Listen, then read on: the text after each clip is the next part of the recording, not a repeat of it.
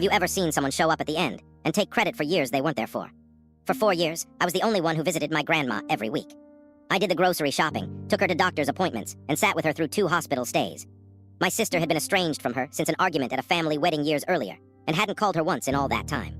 2 months before my grandma passed away, my sister suddenly appeared at her bedside, crying and saying that she had always regretted the distance.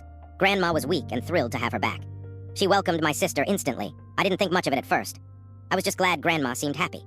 Then, 4 days later, Grandma's lawyer called to schedule a new will signing. A few weeks earlier, Grandma had asked me to help her transfer her contacts to a new phone. While I was there, I found old text messages between my sister and our cousin that had been sent during the time of the reconciliation. My sister wrote that she needed to make sure Grandma remembers who actually loves her, and joked that I'd had my turn already. In another message, she practiced what she would say to Grandma, planning out lines meant to make Grandma doubt my reasons for visiting all those years. It wasn't a reconciliation, it was a script. Grandma passed away 3 weeks after the new will was signed. At the reading of the will, my sister was named the sole executor.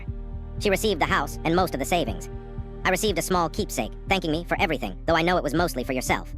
At the wake, in front of the entire family, I read the messages aloud. The room went completely silent. My aunt started crying. 2 cousins who had distanced themselves from me since the reading of the will came over and apologized on the spot.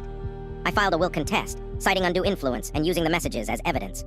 The court froze the estate pending review. When everything was out in the open, my sister offered to split things fairly before the case went any further.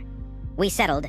I recovered most of the estate, along with reimbursement for 4 years of caregiving expenses, totaling over $18,000. My sister hasn't spoken to the rest of the family since. 2 cousins have cut off all contact with her, and she wasn't invited to Thanksgiving dinner this year for the first time in her life.